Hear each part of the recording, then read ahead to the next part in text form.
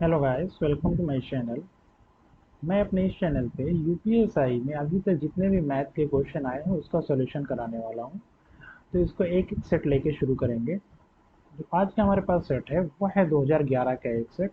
इसका सॉल्यूशन करेंगे। इसमें मैथ के 40 क्वेश्चन है, उसका सॉल्यूशन करेंगे। अगर आप हमारे चैनल पर नए हैं तो चैनल को जरूर सब्सक्राइब करें और बेल आइकन को दबा दें, क्योंकि अगर अगला वीडियो आएगा जो दूसरा कोई सेट होगा तो वो 2016 का होगा, उसका नोटिफिकेशन आपको मिल जाए। हम शुरू करते हैं वीडियो को। हमारे पास जो आज का पहला क्वेश्चन है वो है 3 सेंटीमीटर त्रिज्या वाले एक तांबे के गोले को पीटा जाता है और 0.2 सेंटीमीटर व्यास के एक तार में खींचा जाता है। तार की लंबाई बताइए। यहाँ पर हम ये समझेंगे कि अगर एक गोले को एक तार के रूप में बनाया जाता है तो इसमें इसका आयतन नहीं बदलेगा। तो हम गोले यहाँ पे ये हो जाएगा, जो गोले का आयतन है वो तार के आयतन के बराबर होगा। ठीक है। अगर हम ये मान लें कि जो गोले की त्रिज्या है वो है कैपिटल आर और जो तार की त्रिज्या है वो है स्मॉल आर, तो हम ये लिख सकते हैं कि गोले का आयतन बराबर तार का आयतन। तो गोले का आयतन का फॉर्मूला हो जाएगा 4/3 pi capital R cube equal to हो जाएगा। और तार का जो आयतन होगा, तार एक्चुअली सिलेंडर की तरह होता है, सॉलिड सिलेंडर की तरह, इसलिए इसका आयतन होगा पाई आर स्क्वायर एच। यहाँ पे जो एच है ये इसकी तार की लंबाई है। वैल्यू पुट कर देंगे 4/3। यहाँ से दोनों साइड से पाई और पाई कैंसिल हो जाएगा। गोले की त्रिज्या है 3 सेंटीमीटर, तो इसलिए हो जाएगा 3 × 3 × 3 बराबर, ये जो तार है इसका व्यास है 0.2 सेंटीमीटर, इसलिए इसकी त्रिज्या हो जाएगी 0.1 सेंटीमीटर। 0.1 को हम लिख सकते हैं 1/10 सेंटीमीटर। ये हो जाएगा 1/10 इंटू 1/10 इंटू एच। यहाँ से 3 और 3 कैंसिल हो जाएगा। ये हो जाएगा 4 × 9 बराबर 1/100 गुणे एच। एच बराबर हो जाएगा हमारे पास 4 × 9 हो जाएगा 36 गुणे 100 सेंटीमीटर। इसको हम मीटर में बदल लेंगे तो ये हो जाएगा 36 मीटर। ऑप्शन में 36 है बी, तो ये हो जाएगा ऑप्शन बी सही हो जाएगा। अगले क्वेश्चन पे चलते हैं। अगला क्वेश्चन है, एक सफर में एक पर्यटक बस सफर की 20% दूरी 10 किलोमीटर प्रति घंटा 60% दूरी 30 किलोमीटर प्रति घंटा और शेष सफर 20 किलोमीटर प्रति घंटा की चाल से तय करता है। पूरे सफर की औसत चाल बताएं। अगर हमें औसत चाल बतानी होती है तो औसत चाल के लिए हमारे पास दो चीज़ की ज़रूरत होती है। एक होता है टोटल कितनी दूरी उसने चला है और टोटल उसको कितना समय लगा है। तो टोटल दूरी को हम मान लेते हैं कि 100 किलोमीटर है। 100 किलोमीटर। अब पहले कंडीशन के अकॉर्डिंग ये है कि 20% दूरी 10 किलोमीटर प्रति घंटे की चाल से चला है। 20% दूरी मतलब हो जाएगा 20 किलोमीटर। तो हम टोटल टाइम निकालेंगे। टोटल टाइम टी बराबर हो जाएगा, पहले ये जो 20% चला उसमें कितना टाइम लगा, तो ये हो जाएगा 20/10, क्योंकि 10 जो है ये इसकी स्पीड है, प्लस दूसरे कंडीशन में 60% दूरी चल रहा है और 30 किलोमीटर प्रति घंटा की चाल से। 60% मतलब हो जाएगा 60 किलोमीटर। 60/30। अब ये दोनों चलने के बाद कितनी दूरी बची रह गई, ये जो शेष दूरी है, तो 20 और 60 हो जाएगा 80।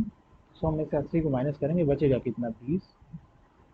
अब इसको टाइम कितना लगेगा, इसको यहाँ पे जाने में इसकी चाल कितनी है 20 किलोमीटर प्रति घंटा, तो इससे डिवाइड कर देंगे। ये हो जाएगा हमारा 2 + 2 + 1 बराबर 5 घंटा। मतलब इसको टोटल 100 किलोमीटर जाने में 5 घंटा लगा। तो इसकी चाल क्या हो जाएगी, औसत चाल हो जाएगी हमारे पास 100/5 बराबर 20 किलोमीटर पर आवर। ऑप्शन यहाँ पे हो जाएगा सी सही हो जाएगा। हमारे पास अगला क्वेश्चन है, 70% छात्र हिंदी नहीं पढ़ते, एक कक्षा में 70% छात्र हिंदी पढ़ते हैं। 40% छात्र लड़के हैं, 20% लड़कियां हिंदी नहीं पढ़ती हैं। कितने प्रतिशत लड़के हिंदी पढ़ते हैं।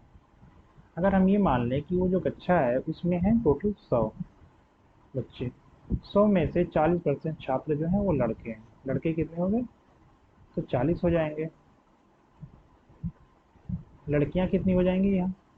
60 बचेंगी। ये हो गई लड़कियां। आगे ये कह रहे हैं कि 20% लड़कियां हिंदी नहीं पढ़ती हैं। हम क्या करेंगे?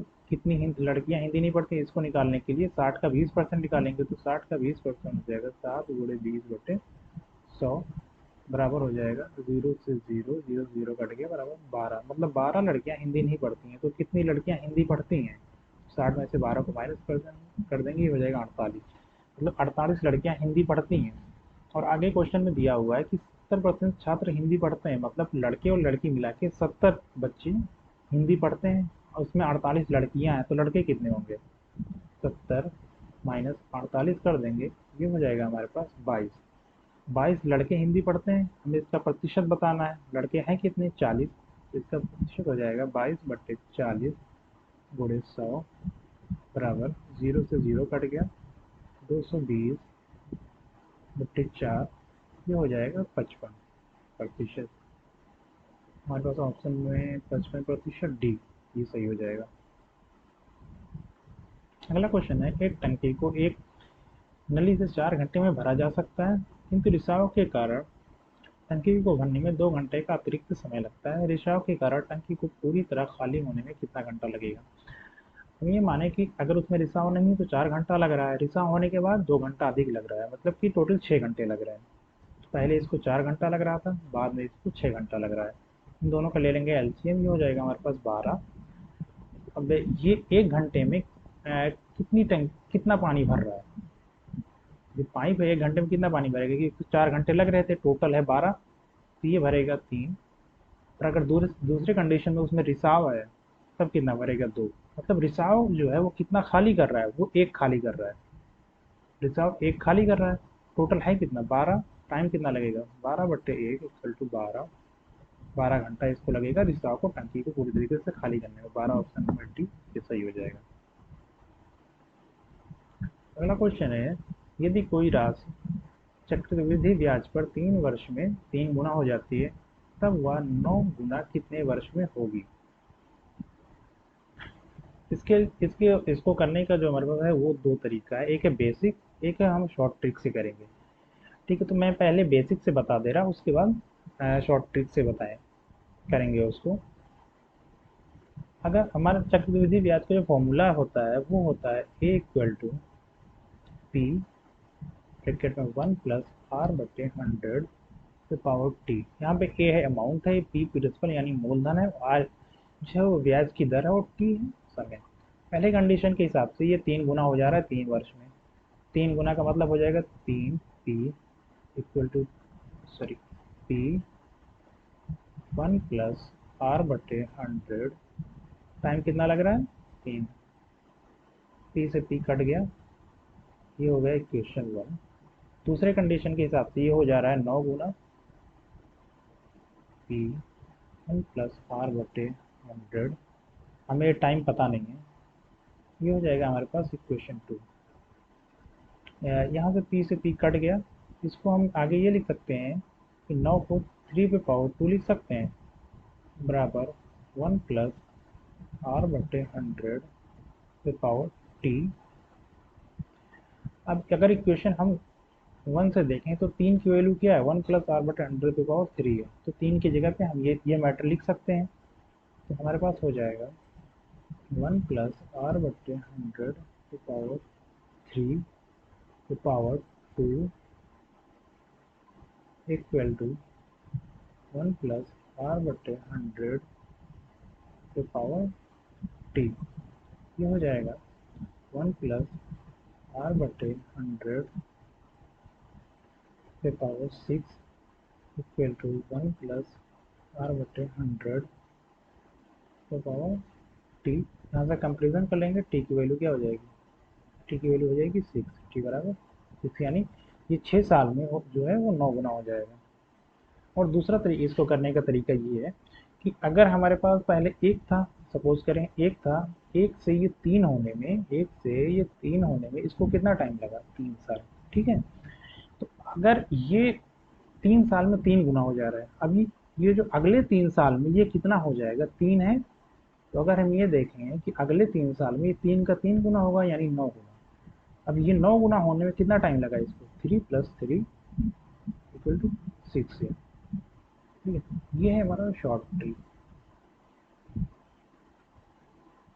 अगला क्वेश्चन है इसमें 6 ईयर, सॉरी ऑप्शन में है डी, ये सही हो जाएगा। अगला क्वेश्चन है 3 और 4 बजे के बीच किस समय पर घड़ी की दोनों सुइयां एक साथ होंगी। इस क्वेश्चन को हम एक फॉर्मूले से करेंगे। हमारे पास फॉर्मूला है m = 2/11 ब्रैकेट में t गुणे 30 प्लस माइनस थीटा।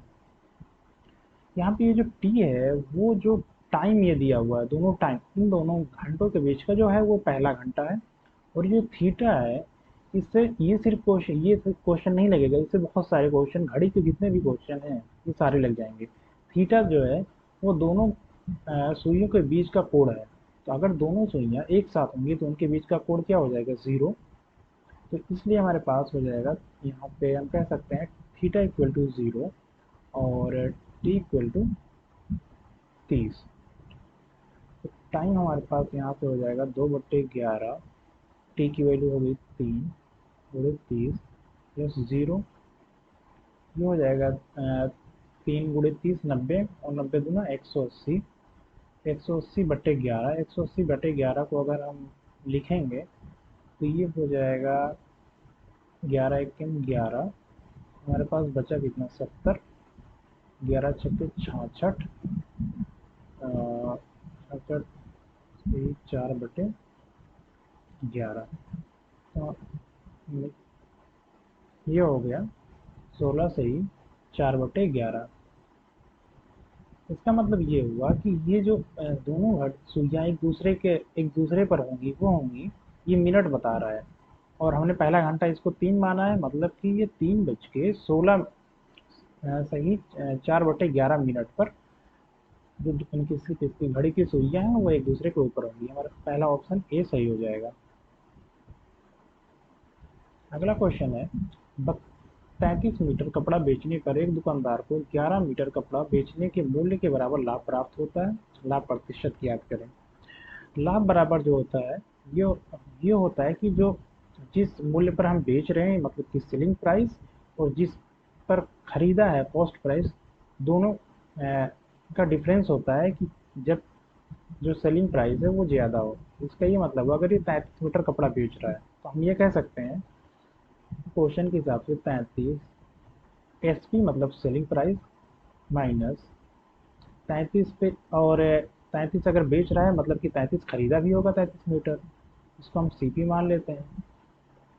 और इसको फ़ायदा कितने का हो रहा है, 11 मीटर का, 11 मीटर का फ़ायदा हो रहा है। और 11 मीटर ये जो है कपड़ा बेचने के मूल्य के बराबर हो रहा है, यानी सेलिंग प्राइस के बराबर हो रहा है। तो ये हो जाएगा 11 एसपी। इसका मतलब हुआ अगर इसने 33 मीटर कपड़ा बेचा तो इसको 11 मीटर कपड़ा बेचने के बराबर फ़ायदा हुआ। ठीक, इसको फिर हम इस तरीके से लिख सकते हैं, ये इधर आएगा माइनस हो जाएगा 22 S P equal to 35 C P. S P और सी पी का रेशियो हो जाएगा 33/22। मतलब कि इसने अगर 22 का खरीदा था और तो बेचा कितने पर, 33 पर, इसको प्रॉफिट कितने का हो रहा है, 11 का। हमें लाभ प्रतिशत बताना है। लाभ प्रतिशत हो जाएगा, लाभ हमारे पास कितना है 11, और प्रतिशत निकालने के लिए हम क्या करेंगे, क्रय मूल्य से डिवाइड करेंगे। क्रय मूल्य 22/100, ये बराबर हो जाएगा 50% के। इसमें ऑप्शन कट गया है, तो इसका जो सही आंसर होगा ये सी या डी में से कोई एक 50% रहा होगा, वही सही है।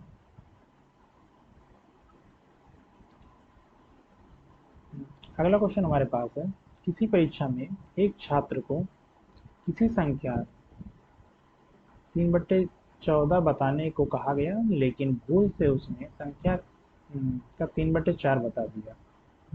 उसका उत्तर, सही उत्तर से 150 अधिक था। सही संख्या ज्ञात करें। हम ये मान लें कि वो संख्या है x, हम ये मान लें कि संख्या जो हमारे पास है वो है x। इसको जो क्या कहा गया था कि ये x का 3/14 पता है, लेकिन उसने बताया कि x का 3/4।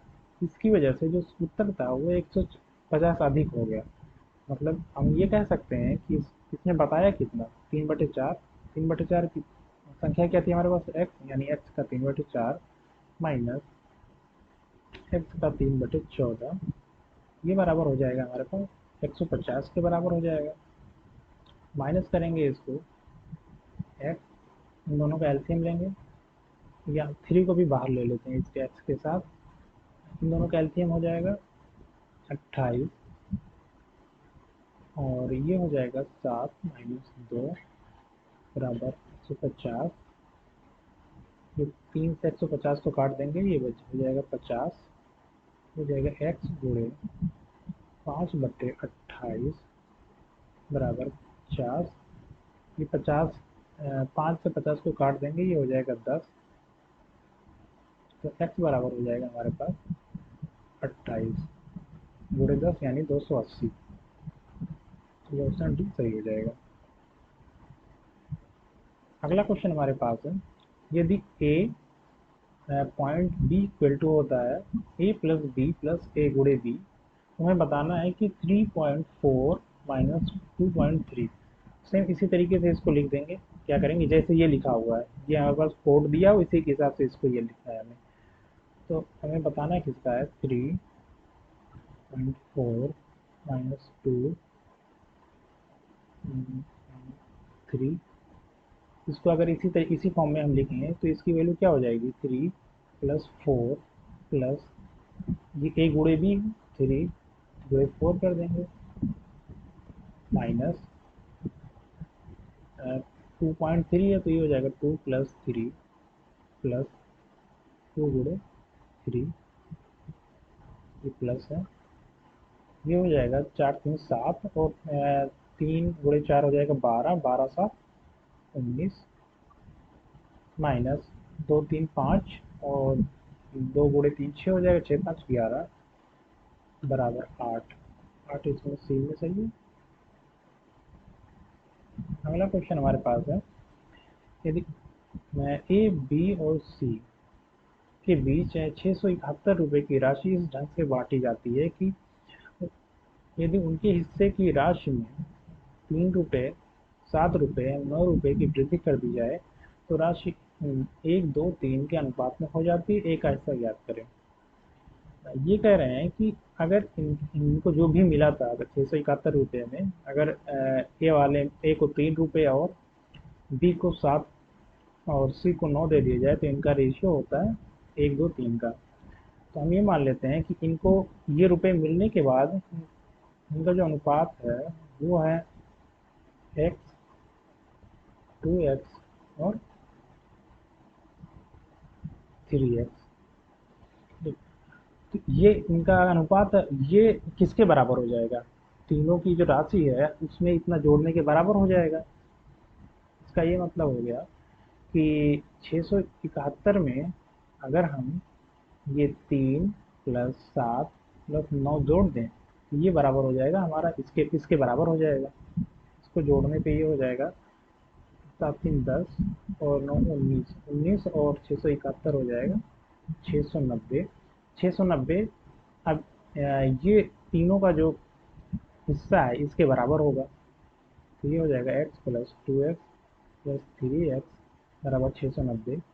6x बराबर हो जाएगा 690, x बराबर हो जाएगा 130। अब हमें बताना है a का हिस्सा। अभी ए का, ये है, ये 3 रुपया जो इसको मिला था उसके बाद का पैसा है। तो ए का जो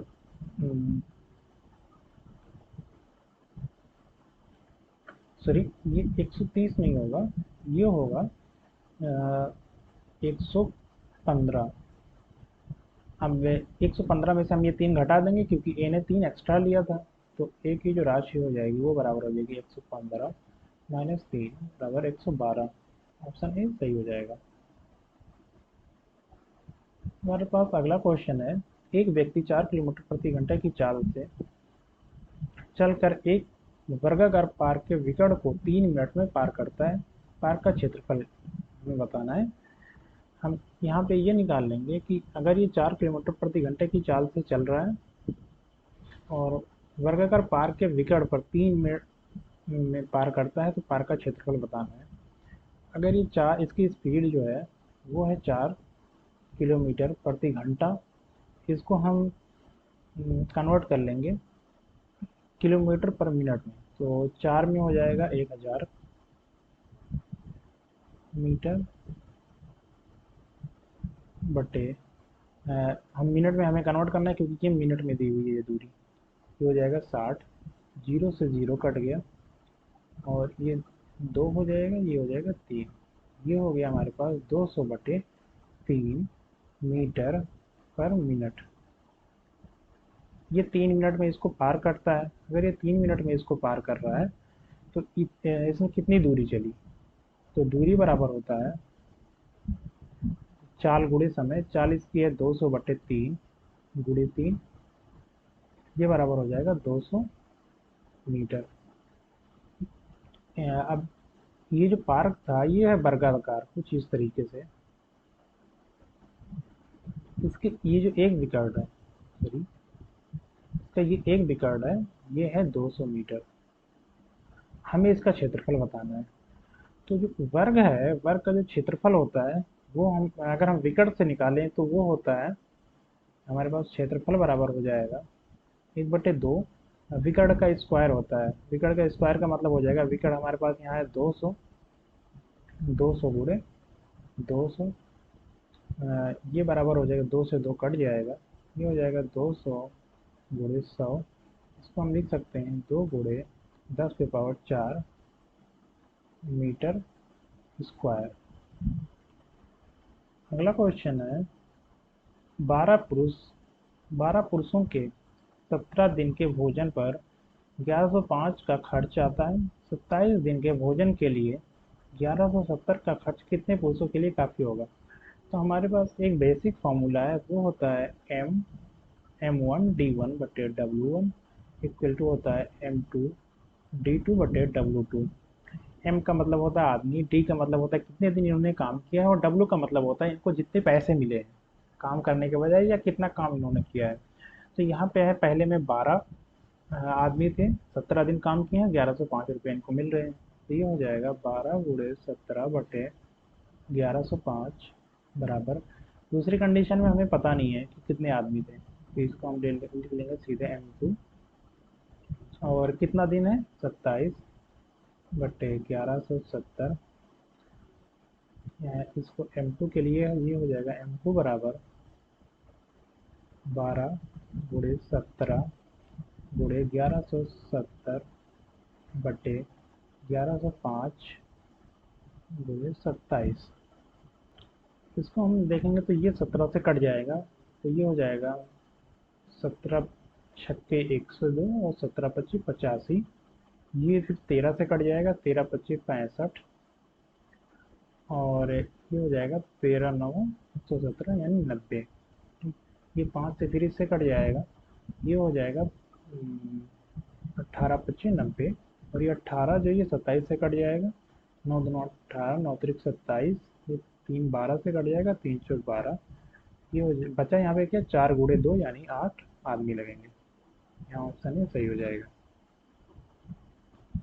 अगला क्वेश्चन है कि एक व्यापारी ने एक मिक्सर को 12.5% घाटा उठाकर 420 रुपये में बेचा तथा 12.5% लाभ कमाने के लिए उसे वह मिक्सर कितने रुपए में बेचना चाहिए। इसको हम दो तरीके से कर सकते हैं। तो सबसे इजी है वो ये होगा कि अगर हम ये देखें कि ये जो 12.5% है, इसको हम अगर फ्रैक्शन में बदलें तो ये कितना होगा। अगर इसको हम फ्रैक्शन में बदलें तो ये हो जाएगा 12.5 बट्टे 100। तो ये हो जाएगा 125 बट्टे 1000 यानी 1/8। अब हम ये याद रख लेंगे कि ये जो 12.5 है इसको अगर हम फ्रैक्शन में कन्वर्ट करेंगे तो ये हो जाएगा 1/8। 1/8 का ये मतलब हुआ कि अगर इसको 1/8 का घाटा हो रहा है, यानी 8 की थी वो वस्तु और ये 1 का घाटा हो रहा है, मतलब उसने बेचा कितने को, उसने वो जो बेचेगा वो 7 को बेचेगा। ठीक है, अब यहाँ पर इसके पास ये 420 में बेच रहा है, मतलब तो यहाँ पे जो 7 है वो 7 की वैल्यू हो जाएगी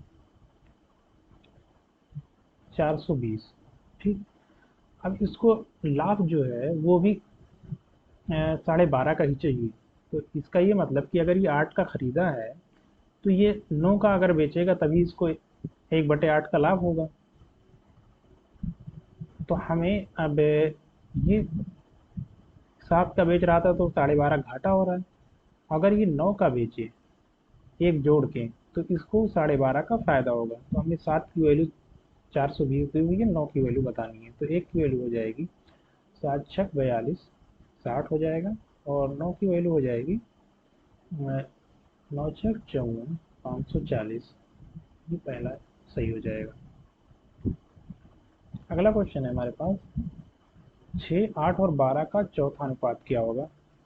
तो इसको हम कुछ इस तरह करेंगे कि 6/8 बराबर 12 वो जो नंबर है वो x है, तो x बराबर हो जाएगा 12×8 ÷ 6, 6×2 = 12 और 8×2 = 16। ये आंसर हो जाएगा। ये हो गया डी सही। अगला क्वेश्चन है, एक रेलगाड़ी 9 किलोमीटर प्रति घंटा की चाल से दौड़ रहे व्यक्ति को 40 सेकंड में पार करती है और 6 किलोमीटर प्रति घंटा की चाल से उसी दिशा में दौड़ रहे एक दूसरे व्यक्ति को 30 सेकंड में पार करती है। रेलगाड़ी की लंबाई बताएं। हम यहाँ पे ये मान सकते हैं कि जो रेलगाड़ी की चाल है वो है v, और जो पहले आदमी की चाल है वो 9 किलोमीटर प्रति घंटा है और दूसरे आदमी की चाल है वो है 6 किलोमीटर प्रति घंटा। तो इसकी जो टोटल दूरी होगी वो अगर इसको हम d मान लें तो d बराबर हो जाएगा, ये 9 किलोमीटर प्रति घंटा की चाल से जो व्यक्ति है वो उसी दिशा में दौड़ रहा है। इसका ये मतलब हो गया जो इसकी रिलेटिव स्पीड होगी वो हो जाएगी v - 9। लेकिन यहाँ पे अगर हम ये देखें कि ये जो हमें समय दिया हुआ है ये सेकंड में दिया हुआ है, तो इसके लिए क्या करेंगे, ये जो किलोमीटर है इसको हम मीटर पर सेकंड में कन्वर्ट कर लेंगे। मीटर पर सेकंड में कन्वर्ट करने के लिए हम क्या करेंगे, जो पहले व्यक्ति की चाल है वो है 9 किलोमीटर प्रति घंटा, इसको मीटर पर सेकंड में करने के लिए हम क्या करेंगे, 5/18 से मल्टीप्लाई कर देंगे। तो ये हो जाएगा 9×18 मतलब 5/2 मीटर पर सेकंड। दूसरे व्यक्ति का है 6, करेंगे 6×5/18, ये हो जाएगा 5/3 मीटर पर सेकंड। तो अब पहले कंडीशन में जो गाड़ी है उसकी रिलेटिव स्पीड क्या होगी, अगर हम ये माने कि रेलगाड़ी की जो स्पीड है वो v है, ये होगी v - 5/2 मीटर पर सेकंड। और जो दूसरी कंडीशन में इसकी स्पीड होगी वो होगी v - 5/3 मीटर पर सेकंड। इसको पार करने में इसको कितना टाइम लग रहा है, 40 सेकंड। इसका मतलब हो गया जो ट्रेन की लंबाई है वो हो गई d, तो d बराबर हो जाएगा v - 5/2 × 40। और अगर हम ये देखें दूसरी कंडीशन में ये कितने सेकंड में पार कर रहा है, 30 सेकंड में। इस कंडीशन में भी रेलगाड़ी की लंबाई जो है वो वही होगी, चाहे इससे निकालें या इससे निकालें। अगर हम इन दोनों को ले लें तो यहाँ से हो जाएगा हमारे पास ये 0 और 0 कैंसिल हो जाएगा, v - 5/2 × 4 बराबर v - 5/3 × 3। इसको यहाँ मैं ऊपर लिख दे रहा, 4 का अगर अंदर मल्टीप्लाई करेंगे तो ये हो जाएगा 4v - 5/2 × 4 बराबर 3v - 5/3 × 3। 3 से 3 कट जाएगा और ये 2 4 से कटेगा, 2 बचेगा। ये हो गया 4v - 10 बराबर 3v - 5। v बराबर हो जाएगा हमारे पास 5 मीटर पर सेकेंड। हमें अभी ट्रेन की चाल नहीं बतानी है, हमें ट्रेन की लंबाई बतानी है। तो ट्रेन की लंबाई बताने के लिए हम इस फॉर्मूले पे रख देंगे। इसके लिए इस पे रखेंगे हमारे पास जो ट्रेन की चाल है वो पता हो गई है कि वो है 5 मीटर पर सेकंड, तो डी बराबर हो जाएगा 5 - 5/2 गुणे 40। ये हो जाएगा, इसको इससे माइनस करेंगे, ये बचेगा 5/2 गुणे 40 बराबर, ये इससे कट जाएगा, ये हो जाएगा 20 और 20 × 25 100, यानी कि 100 मीटर ट्रेन की लंबाई हो जाएगी। हमें ये देखना है कि किस ऑप्शन में ट्रेन की लंबाई वो है 100 मीटर। 100 मीटर यहाँ ऑप्शन डी में है, तो ये सही हो जाएगा। अगला क्वेश्चन हमारे पास है, जब 70 में किसी संख्या का 70% जोड़ा जाता है तो परिणामतः वही संख्या निकलती है। तो हम ये कह रहा है कि 75 में किसी संख्या का जब 75% जोड़ा जाता है तो परिणामतः वही संख्या निकलती है। सॉरी, 70 नहीं, 75। 75 में किसी संख्या का 75% जोड़ा जाता है तो परिणामतः वही संख्या निकलती है। हमने माना कि वो संख्या अगर x है, तो इस क्वेश्चन के हिसाब से हम ये लिख सकते हैं कि 75 प्लस x का 75% जोड़ा गया तो हमें वही संख्या मिल रही है, मतलब x मिल रहा है। ठीक, तो ये हो जाएगा 75 बराबर, तो इसको 25 से काट देंगे, 25×3 = 75 और 25×4 = 100। ये इस साइड आ जाएगा, तो ये हो जाएगा x - 3/4x, वो बराबर हो जाएगा x/4। अगर इन दोनों को हम लें तो ये हो जाएगा x/4 बराबर 75, तो x बराबर हो जाएगा 300। ये ऑप्शन बी सही हो जाएगा। अगला क्वेश्चन है कि 55 लीटर मिलावटी दूध में दूध और पानी का अनुपात 7:4 है, इसमें कितना पानी मिलाया जाए ताकि अनुपात 7:6 हो जाए। हमारे पास जो पहले अनुपात है वो है 7:4। टोटल कितना दूध है, टोटल कितना मिक्सचर है वो है 55 लीटर। दूसरे कंडीशन में ये हो जा रहा है 7:6 हो जा रहा है। अब हमें ये बताना है कि इसमें कितना पानी मिलाया गया है। पहले कंडीशन के हिसाब से ये जो टोटल मिक्सचर है ये 7×4 = 11 है, और 11 किसके बराबर है, 55 के, मतलब कि 11 बराबर है हमारा 55 लीटर के। तो एक जो हो जाएगा ये हमारा बराबर हो जाएगा 5 लीटर के। अगर इसमें ये सिर्फ पानी मिला रहा है, जो दूध है वो दोनों कंडीशन में सेम होगा, पहले भी 7 था, अब भी 7 है, तो मतलब इसमें ये पानी कितना मिलाया है, ये 2 पानी मिलाया है। और एक की वैल्यू हमारे पास है 5 लीटर, तो 2 की वैल्यू क्या हो जाएगी, 2 बराबर हो जाएगा 2 × 5 बराबर 10 लीटर। मतलब कि अगर हम 10 लीटर पानी मिला दें तो ये अनुपात जो हो जाएगा जो है वो 7 और 6 का हो जाएगा। ऑप्शन डी सही हो जाएगा।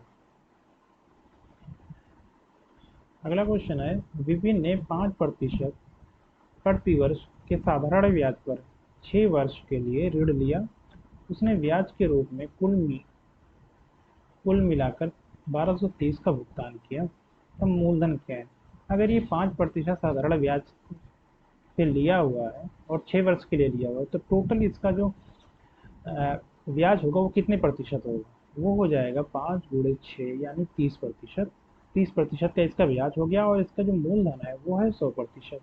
ठीक है, तो 30% और ये कितना ऋण दे रहा है, ये दे रहा है 1230, और तो बराबर हो, ये जो 1230 है ये 30% के बराबर हो जाएगा। क्यों, क्योंकि इसने 5 सालों में 30% का ब्याज दिया हुआ है, तो 30% बराबर हो जाएगा 1230, तो 1% बराबर हो जाएगा 3×4 = 12, 3×1 = 3, 410, यानी 1% बराबर हो गया 410। हमें 100% की वैल्यू बतानी है, तो 100% बराबर हो जाएगा 410।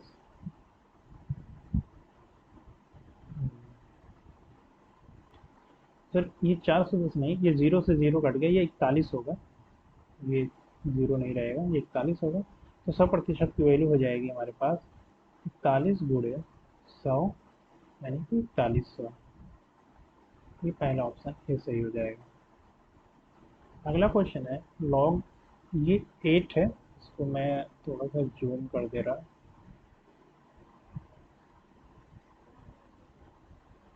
ये है log 8 log 8 x plus log 64 x plus 2 का होल स्क्वायर इक्वल टू 1। तो एक्स की वैल्यू बतानी है हमें। Log 8x plus log 64 x plus 2 whole square equal to 1। हमें एक्स की वैल्यू बतानी है। सबसे पहले हम इस पार्ट को लेंगे।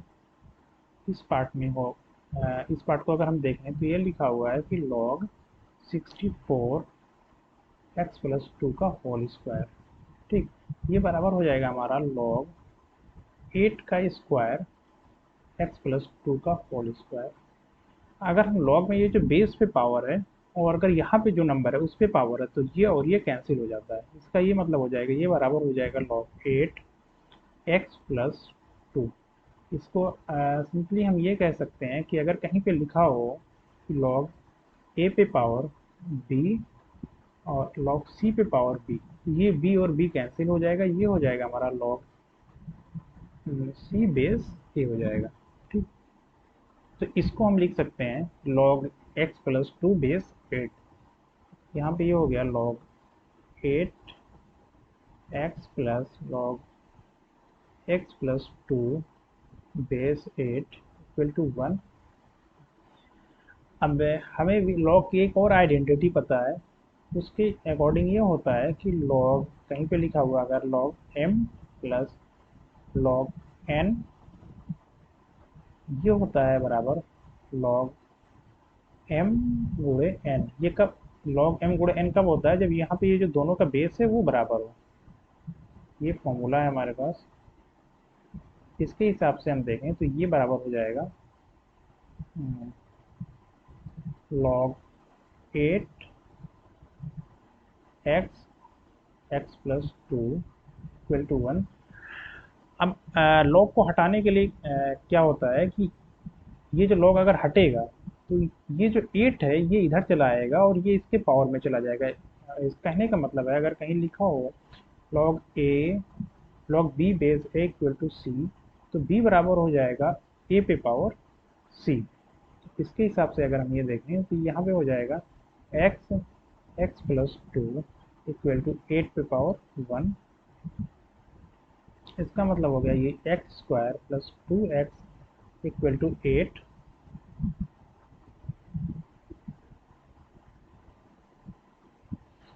ये हो गया x square plus 2x minus 8 equal to 0।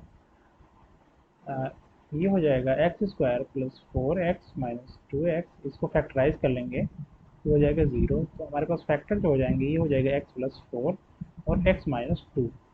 X plus 4 में x की वैल्यू नेगेटिव आएगी, ये हम लेंगे नहीं। तो जो पॉजिटिव वैल्यू होगी वो होगी x बराबर 2। यही हमारा आंसर हो जाएगा, x बराबर 2। यहाँ हमारे पास ऑप्शन ए जो है वो है 2, यही सही हो जाएगा। अगला क्वेश्चन है यदि x plus 1/x equal to 2 तो x power 4 plus 1/x power 4 की वैल्यू बताएं। यहाँ पे अगर हम ये देखें कि अगर x plus 1/x equal to 2, x की वैल्यू 1 रखेंगे ये सेटिस्फाई कर जाएगा। इसका ये मतलब है कि x की वैल्यू 1 है। हमें बताना है किसकी, इसकी वैल्यू बतानी है। मतलब कि x power 4 plus 1/x power 4, इसकी वैल्यू बतानी है। यहाँ पे 1 रखने पे इसकी वैल्यू सेटिस्फाई हो जाएगी कुछ इस तरह 1 प्लस 1/1 इक्वल टू 2। यहाँ पे भी x की वैल्यू 1 रख देंगे, ये भी हो जाएगा 1 पे पावर 4 प्लस 1/1 पे पावर 4। ये हो जाएगा 1 प्लस 1 इक्वल टू 2। ये सही हो जाएगा। अगला क्वेश्चन है दो संख्याओं का अनुपात 3:8 है और अंतर 115 है। दोनों में से बड़ी संख्या ज्ञात करें। यहाँ पे इसका अनुपात 3:8 है। तो इसका अंतर क्या हो जाएगा? संख्याओं का अंतर अगर हम रेशियो में देखें तो ये हो जाएगा 5 और ये 5 हमारा बराबर किसके? 115 के। तो एक किसके बराबर हो जाएगा? 5 दूना 10, 5 3 15, 23 के। हमें बड़ी संख्या बतानी है। बड़ी संख्या क्या है इसमें? 8 है। 8 की वैल्यू क्या हो जाएगी? 8 गुणे 23 इक्वल टू हो जाएगा 8 3 24, 8 दूनी 16 और 2 18, 148। ये ऑप्शन सही हो जाएगा। अगला क्वेश्चन है 2100 की राशि 3000 पुरुषों एवं महिलाओं के बीच इस प्रकार बांटी गई कि प्रत्येक पुरुष को 1 रुपया और प्रत्येक महिला को 50 पैसे प्राप्त हुए। पुरुषों की संख्या ज्ञात करें। हम यहाँ पे ये मानते हैं कि जो एक पुरुष है उसको x रुपए मिले हैं, ठीक है। नहीं सॉरी, जो पुरुषों की संख्या है वो है x है, और तो महिलाओं की संख्या क्या हो जाएगी? अगर पुरुषों की संख्या हमने x मान रखा है, तो महिलाएं टोटल कितने हैं? 300, तो महिलाओं की संख्या हो जाएगी 300, सॉरी 3000 माइनस x। इसके हिसाब से इनको जो पैसे मिल रहे हैं वो पुरुष को 1 रुपया मिल रहा है, महिला को 50 पैसे, और ये दोनों का जोड़ कितने के बराबर होगा? इसी 2100 के। यानी ये हो जाएगा x गुणे 1 प्लस 3000 माइनस एक्स। किसको मिल रहा है? 50 पैसा। 50 पैसे में कितना रुपया होता है? 1/2। और ये बराबर हो जाएगा 2100 के। इसका एलसीएम ले लेंगे तो ये हो जाएगा 2x plus 300 minus x equal to हो जाएगा हमारा ये 4200 के। ये इससे माइनस हो जाएगा तो x बराबर हो जाएगा, और 3000 को इधर कर देंगे, ये हो जाएगा 4200 माइनस 3000 इक्वल टू एक्स बराबर हो जाएगा 1200। 1200 ऑप्शन बी में ये सही हो जाएगा, यानी पुरुषों की संख्या जो है वो है 1200। अगला क्वेश्चन है 5 घंटियां पहले एक साथ और उसके बाद 3, 5, 7, 8 एवं 10 सेकंड के अंतराल में बजती हैं, वो पुनः एक साथ कितने मिनट बाद बजेंगी? तो इस क्वेश्चन को करने के लिए हम क्या करेंगे, इनका जो एलसीएम है ले लेंगे, उतने टाइम बाद ये बजेंगी। तो 3, एक मिनट, 3, 5, 7, 8 और 10, इसका एलसीएम लेंगे तो हमारे पास ये जो 5, 8 और 10 है, इसका एलसीएम हो जाएगा 40। 5, 8, 10 का हो जाएगा 40, और 7, 3 का हो जाएगा 21, और 21 और 40 का एलसीएम हो जाएगा 40 गुणे 21। ये हो जाएगा ये हो जाएगा 4, 4 दूनी 8, 840। तो ये 840 सेकंड बाद बजेंगी। 840 सेकंड में हमें ये पता करना है कितने मिनट होंगे, तो ये हो जाएगा 840/60। जीरो से जीरो कट गया, 6 से इसको काट देंगे, 6 कम 6 और 6 चौक 24, 14 मिनट। ये ऑप्शन बी सही हो जाएगा। अगला क्वेश्चन है 900 मीटर स्क्वायर क्षेत्रफल के एक वर्ग के दोनों वर्ग के कोनों से 4 समद्विबाहु त्रिभुज काटे जाते हैं, नए छोटे वर्ग का क्षेत्रफल क्या है? ये कह रहे हैं इनके पास एक फिगर है जो एक वर्ग है कुछ इस तरह, ठीक है। इसके चारों कोनों से एक समद्विबाहु त्रिभुज काटा जाता है,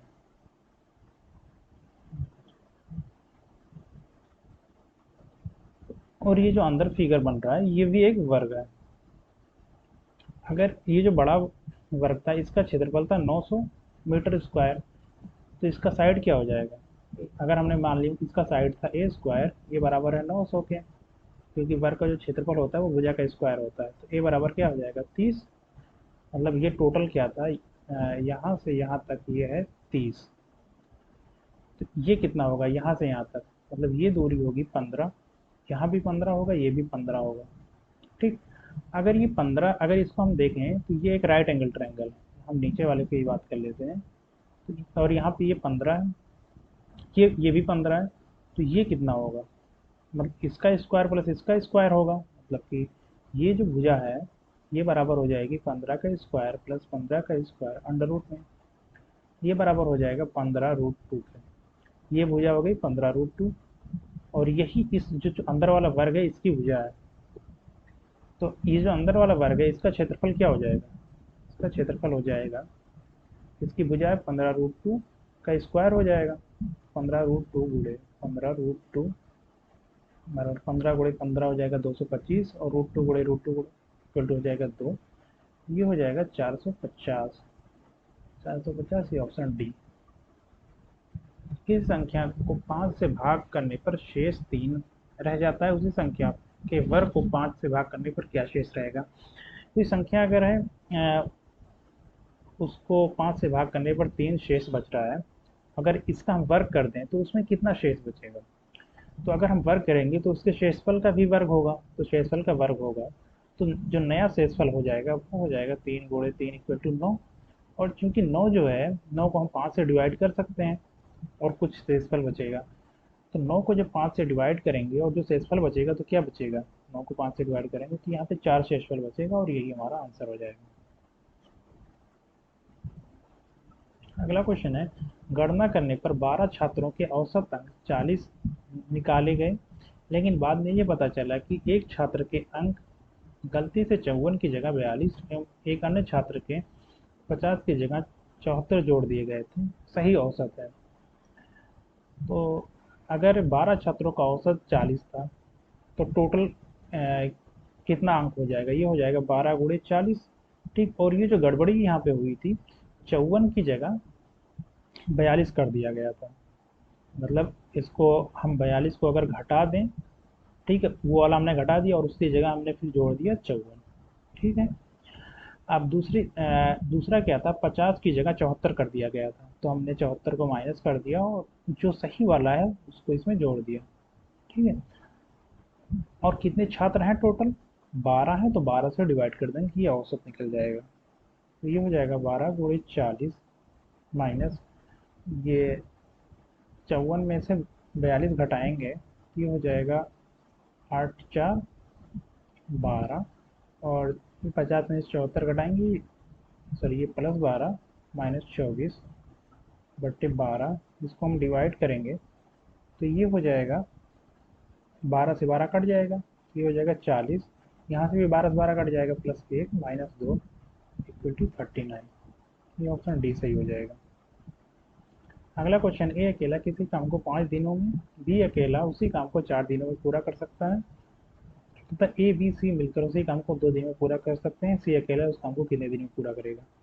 हम मान रहे हैं कि ए जो है इसको लगता है 5 दिन, बी को लगता है 4 दिन और ए प्लस बी प्लस सी को लगता है 2 दिन। इसका एलसीएम ले लेंगे, ये हो जाएगा 20,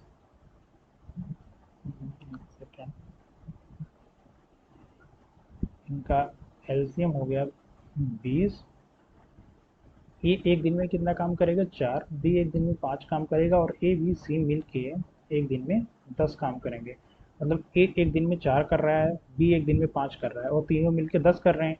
मतलब ये हुआ कि ए और बी मिल के एक दिन में कितना काम कर रहे हैं, 9, और ए बी सी तीनों मिल के 10 कर रहे हैं, तो सी की वैल्यू क्या हो जाएगी, यहाँ से हम ये लिख सकते हैं कि अगर ए प्लस बी, यहाँ से ए प्लस बी किस वाले में, ए प्लस बी प्लस सी बराबर 10 है, क्योंकि ये 10 काम कर रहे हैं।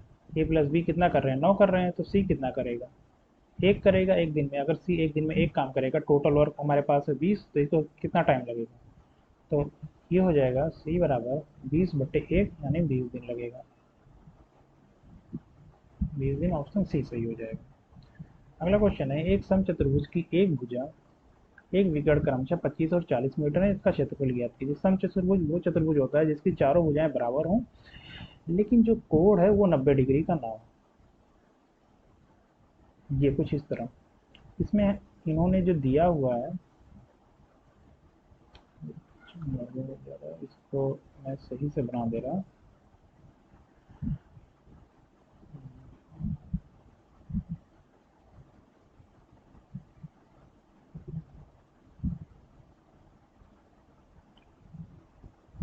ये और बड़ा हो जाएगा।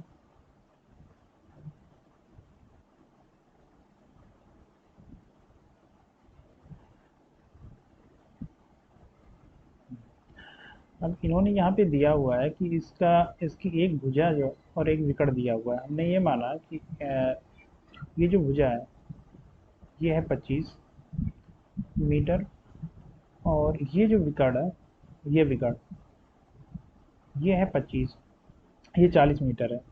हमें ये पता है कि जो समचतुर्भुज के विकर्ण होते हैं वो समद्विभाजक होते हैं, मतलब कि यहाँ से यहाँ तक की दूरी और यहाँ से यहाँ तक की दूरी, यहाँ से यहाँ तक की दूरी और यहाँ से यहाँ तक की दूरी बराबर होगी। तो ये पूरा 40 है, तो ये कितना हो जाएगा, 20। और इसके जो विकर्ण होते हैं वो 90 डिग्री पे काटते हैं, ये 90 पे काटेगा, तो यहाँ पे ये राइट एंगल ट्रायंगल बन रहा है, और इसका जो बेस है वो 20 है, हाइट है वो ये ऊंचा है, और जो अ, इसका क्या हाइपोटेनस है वो है 25 है। यहाँ से हम निकाल लेंगे इसकी, ये इस भुजा की लंबाई, तो इसकी लंबाई हो जाएगी, हमने इसको अगर x मान रखा है तो ये हो जाएगा एक्स स्क्वायर प्लस 20 का स्क्वायर इक्वल टू हो जाएगा 25 का स्क्वायर। तो एक्स स्क्वायर यहाँ से हो जाएगा 625 माइनस 400 इक्वल टू 225। 225 किसका स्क्वायर होता है? 15 का, यानी एक्स की वैल्यू क्या हो गई? 15। अब एक्स की वैल्यू ये होगी 15, यानी कि इतनी इतनी लंबाई ये है 15 के बराबर, और ये लंबाई है 20 के बराबर। तो इस त्रिभुज का क्षेत्रफल क्या होगा? और इसी तरीके से इसमें 4 त्रिभुज बन रहे हैं, ठीक है। और हमें इसी का क्षेत्रफल, पूरे शेप का क्षेत्रफल बताना है। तो पूरे का क्षेत्रफल हो जाएगा, 4 त्रिभुज बन रहे हैं, 4 गुणे 1/2 गुणे 20 गुणे 15, ये 2 से 2 काट देंगे, ये हो जाएगा 15 दूना 30, और यहाँ पे 2 ऑलरेडी है, 2 गुणे 300 इक्वल टू हो जाएगा 600। यहाँ पे कोई ऑप्शन में 900 नहीं है, मतलब कि ये सारे ऑप्शन गलत हैं। तो इसका जो करेक्ट आंसर होगा वो होगा 600 ही होगा। किसी ऑप्शन में 600 है नहीं, तो इसलिए अ, इसके मार्क्स सभी को मिले होंगे। अगला क्वेश्चन हमारे पास है, एक वर्ग की भुजा में 20% की वृद्धि की जाती है तो उसके क्षेत्रफल में कितनी प्रतिशत की वृद्धि होगी? तो इसको करने का शॉर्टकट ट्रिक यही है कि जो क्षेत्रफल है, क्षेत्रफल में भुजा कितनी बार आती है? 2 बार आती है। तो उसके लिए हम क्या करेंगे, 20 प्लस 20 प्लस 20 गुणे 20/100, ये हो जाएगा हमारे पास 40 प्लस ये 0 0 कट जाएगा प्लस 4, यानी 44% की वृद्धि हो जाएगी। इसको कोई भी क्वेश्चन होगा, अगर ये 10% की वृद्धि होगी तो यहाँ पे 10 10 सारी की वैल्यू कर देंगे। मतलब कि अगर हम ये कहें कि अगर उसमें भुजा में a% की वृद्धि हो रही है तो क्षेत्रफल में कितनी की वृद्धि होगी? तो ये हो जाएगा a गुणे a/100, 44%। ये ऑप्शन सी सही हो जाएगा। अगला क्वेश्चन है, पानी से पूरी तरह भरे हुए एक पात्र का भार 16.5 किलोग्राम है। यदि यह पात्र 1/4 भरा होता तब इसका भार 5.25 किलोग्राम होता। खाली पात्र का भार क्या है? अगर हमने माना कि पात्र का भार जो है वह एक्स किलोग्राम है, और जो पानी है टोटल उसमें वो है डब्लू। तो यहाँ पहले कंडीशन के हिसाब से हो जाएगा x plus W equal to 16.5। दूसरे कंडीशन में ये कह रहे हैं कि पानी जो 1/4 ही भरा हुआ है, तो पात्र तो रहेगा ही, और पानी 1/4 भरा है तो 1/4 डब्ल्यू हो जाएगा। ये बराबर हो जाएगा हमारे पास 2.5 के, सॉरी 2.5 नहीं, 5.25 के बराबर होगा। 5.25 के बराबर हो गया। ये दोनों इक्वेशन है, ठीक है। दोनों को 1 से 2 को अगर हम माइनस कर देंगे तो ये अगर माइनस करेंगे एक्स से एक्स कट जाएगा, डब्ल्यू से 1/4 डब्ल्यू माइनस करेंगे तो ये बचेगा 3/4 डब्ल्यू। 16.25 से, सर ये 16.25 नहीं, ये है 16.5 ही है। एक सेकेंड, ये 16.5 है। 16.5 से 5.25 माइनस करेंगे तो ये हो जाएगा हमारे पास 11.25। डब्ल्यू बराबर हो जाएगा 11.25 गुणे 4/3, ये बराबर हो जाएगा 45/3 इक्वल टू 15 के। मतलब जो पानी था उसका भार 15 है, और पानी प्लस जो पात्र था उसका भार 16.5 था। हम तो ये कह सकते हैं कि x प्लस 15 इक्वल टू 16.5, तो x बराबर हो जाएगा 1.5 किलोग्राम। ऑप्शन सी सही हो जाएगा। अगला क्वेश्चन है, किसी कामगार के जून के वेतन के प्रति जुलाई के वेतन का अनुपात 2:1/2 रेशियो 2:1/4 का अनुपात है। जून का वेतन जुलाई के वेतन की तुलना में कितने प्रतिशत कम है? तो ये जो अनुपात है इसको हम कुछ इस तरह भी लिख सकते हैं, 2:1/2 अनुपात है 2:1/4, ये बराबर हो जाएगा 5/2 अनुपात 4 दूना 8 1 9, 9/2, 9/4। इसको कट कर देंगे नीचे से, क्रॉस मल्टीप्लाई करके कट करेंगे तो ये हो जाएगा 10 अनुपात है 9। मतलब ये हुआ कि इसके हमें बताना है कि जून का वेतन जुलाई के वेतन की तुलना में कितने प्रतिशत कम है। तो इसका जुलाई का वेतन क्या हो गया, 10 है, क्योंकि जुलाई के वेतन ही बताया है और जून के साथ। तो जून का वेतन हो गया 9। कितना कम है, 1 कम है। तो प्रतिशत हो जाएगा 1/10 गुणित 100, यानी कि 10% कम है। आंसर नहीं सही हो जाएगा। किसी संख्या का 1/4 भाग अगली संख्या के 1/4 भाग से 3 अधिक है। हमने माना कि कोई संख्या x है और इसकी अगली संख्या क्या हो गई, x+1 हो गई। तो क्वेश्चन के अकॉर्डिंग ये है कि x किसी संख्या का 1/4 भाग अगली संख्या के 1/5 से 3 अधिक है। मतलब कि x/4 माइनस x+1 गुणे 1/5 बराबर 3 है। इसको हम सॉल्व करेंगे, इसका एलसीएम लेंगे तो ये हो जाएगा 5x माइनस 4x माइनस 4 बटे 20 इक्वल टू 3।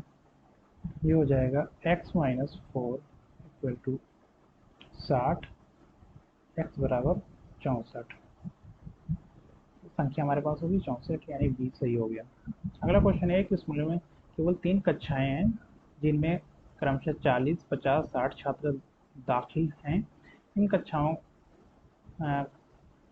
का पास प्रतिशत 10, 20 और 30 है, सॉरी 35 है। स्कूल का पास प्रतिशत बताइए। हम पहले ये दिया हुआ है कि जो कक्षा पहली कक्षा थी जिसमें कि 40 बच्चे हैं, उसमें 10% पास हुए, दूसरे में 20 और तीसरे में 35%।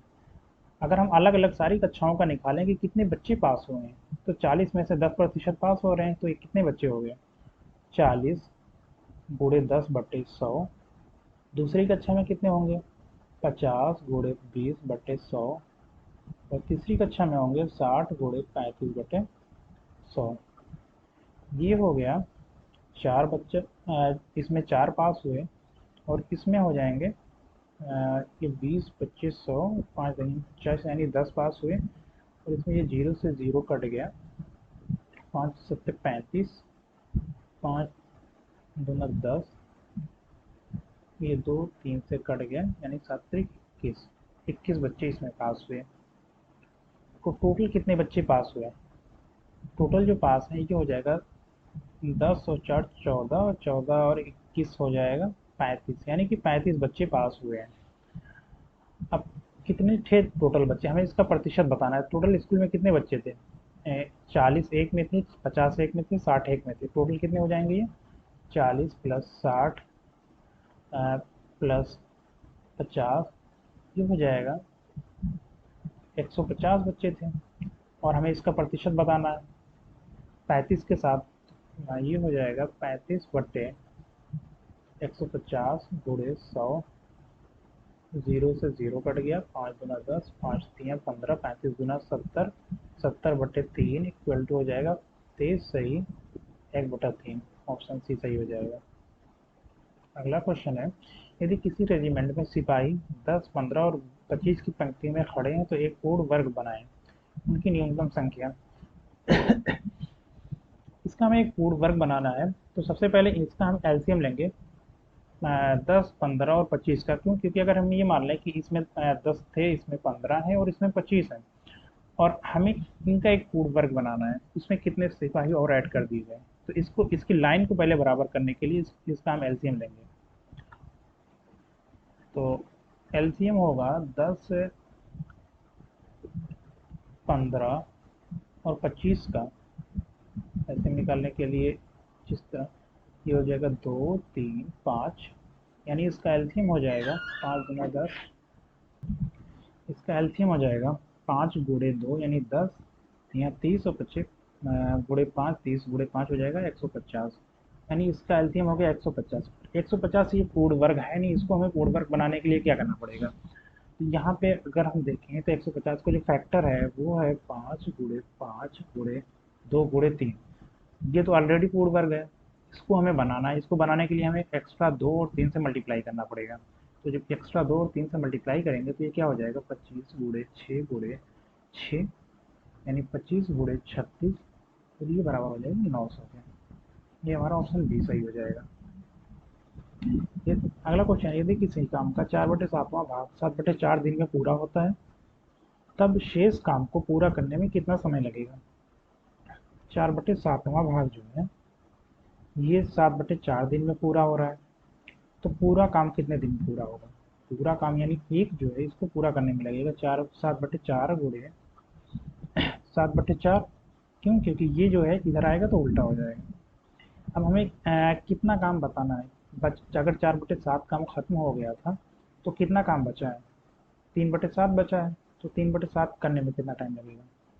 एक करने में इतना लग रहा है, तो 3/7 करने में 7/4 गुणे 7/4 गुणे 3/7 हो जाएगा। 7 से 7 कट गया, ये हो जाएगा 21 बट्टे, यहाँ दिख नहीं रहा होगा आपको, यहाँ ये हो जाएगा 21/16।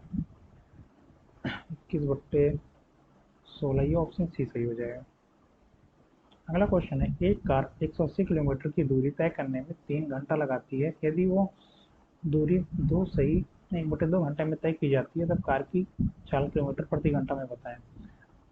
तो चाल बराबर होता है दूरी बटे समय। हमारे पास दूरी जो दी हुई है वो है 180, समय दिया हुआ है 2 = 1/2, ये बराबर हो जाएगा 180/5/2, ये हो जाएगा 180 गुणे 2/5, और इसको कट करेंगे 36, 36×9 = 72, यानी 72 किलोमीटर पर आवर इसकी स्पीड है। ये ऑप्शन बी सही हो जाएगा। एक समांतर चतुर्भुज में संलग्न भुजाओं की लंबाई 11, 13 है। यदि एक विकर्ण 16 मीटर है तो दूसरे विकर्ण की लंबाई बताएं। समांतर चतुर्भुज के लिए मैं आपको एक फैक्ट बता रहा हूँ। अगर हमने माना कि ये एक समांतर चतुर्भुज है, समांतर चतुर्भुज वो चतुर्भुज होता है जिसके आमने सामने की भुजाएं पैरेलल हों और बराबर हों। हमने ये माना कि इसमें अगर ये ए है, ये बी है, ये सी है और ये डी है, तो इसके बारे में एक फैक्ट ये है कि इसकी चारों भुजाओं के का स्क्वायर इसके जो विकर्ण है उसके स्क्वायर के बराबर होता है। अगर हम ये कह सकते हैं कि A B square plus B C square plus C D square plus A D square बराबर होता है, ये बराबर होता है A C square plus B D square. तो सेम इसी फॉर्मूले पे हम ये रख दें। अगर हम ये मान लें कि यहाँ जो ए बी है वो है 11, बी सी है 13, और ये जो एक विकर्ण है ये ए सी जो है ये है 16, तो हमें बी डी की वैल्यू बतानी है। तो ए बी 11 है, तो ये सी डी भी क्या होगा? 11 ही होगा, और ए डी क्या होगा? ये 13 होगा। ये हो जाएगा 11 का स्क्वायर प्लस 13 का स्क्वायर प्लस 11 का स्क्वायर प्लस 13 का स्क्वायर बराबर 16 का square plus B D square. ये हो जाएगा हमारे पास 11 का स्क्वायर यहाँ पे भी है और यहाँ पे भी है, तो 2 11 का स्क्वायर हो जाएगा। 11 का स्क्वायर क्या होता है? 121, यह हो जाएगा 2 × 121। 13 यहाँ भी है, यहाँ भी है, ये हो जाएगा 2 × 169, क्योंकि 169 13 का स्क्वायर होता है। 16 का स्क्वायर होता है 256 प्लस बी डी स्क्वायर। ठीक है, ये हो जाएगा 121 गुना हो जाएगा 242 प्लस 169 इंटू 2 हो जाएगा 8 3 3, ये और प्लस 256 इक्वल टू हो जाएगा बी डी स्क्वायर। ये बराबर हो जाए, इसको अगर हम जोड़ेंगे तो ये हो जाएगा 8 और 2 10, 4 3 7, 1 8, 5 3 2 5 हो जाएगा। ये हो गया 580 बराबर 256 प्लस बी डी स्क्वायर। ये हो जाएगा, इसको इससे माइनस करेंगे, 580 से 256 को माइनस करेंगे तो ये बचेगा 10 में से 6 गया 4, ये हो गया 7, 7 में से 3 गया 2, और 5 में से 2 गया 3, यानी 324 equal to B D square.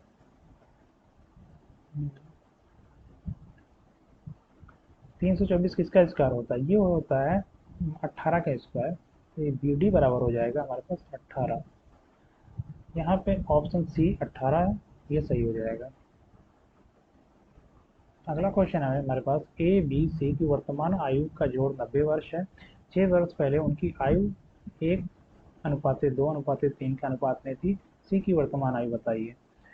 इनकी ये 6 वर्ष पहले की जो आयु है उसका अनुपात है। 6 वर्ष पहले इनका अनुपात था एक्स, तो एक्स हम मान लें कि ये 3x था। ये 6 वर्ष पहले था इनका, इनकी वर्तमान आयु का जोड़ क्या 90 वर्ष है, तो 6 वर्ष पहले अगर है इनकी आयु का हम जोड़ पता करना चाहें तो क्या होगा कि इसमें से हमें 3 बार 6 माइनस करना पड़ेगा। इसका ये मतलब होगा कि x plus 2x plus 3x बराबर हो जाएगा, ये 6 वर्ष पहले उनकी आयु का जोड़ है, ये हो जाएगा 90 -6 -6। ठीक है, तो ये हो गया 6x बराबर 6×3 = 18, 90 में से 18 माइनस करेंगे हो जाएगा 72। ये हो जाएगा x बराबर 12।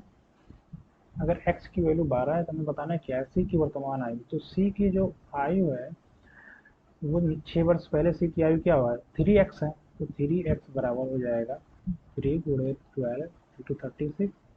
ये 6 वर्ष पहले की है, तो 6 वर्ष बाद यानी वर्तमान में इसकी आयु हो जाएगी 36 + 6 = 42। ये ऑप्शन सी सही हो जाएगा। हमारे पास आज का लास्ट क्वेश्चन है, जिन अधिकतम छात्रों के बीच 429 आम और 715 संतरे समान संख्या में बांटे जा सकते हैं, उनकी संख्या क्या है। तो इसके लिए हम इन दोनों का एचसीएफ निकालेंगे, मतलब महत्तम समापवर्तक। इसके लिए इसका फैक्टर करेंगे 429 का और 715 का।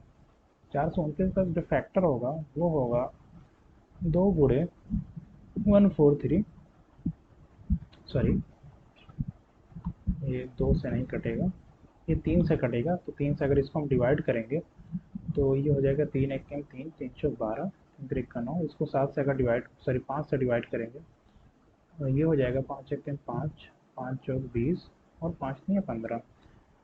अब 143 का कोई और फैक्टर नहीं है, ठीक।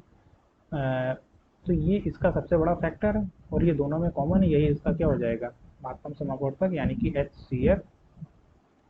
ये हो गया 143, मतलब वो जो संख्या है छात्रों की वो हो जाएगी 143। आज का हमारा जो सेशन है यहीं पे ख़त्म हो रहा है। अगर आपको ये वीडियो पसंद आए हो तो चैनल को लाइक और सब्सक्राइब ज़रूर करें और अपने दोस्तों के साथ शेयर करें।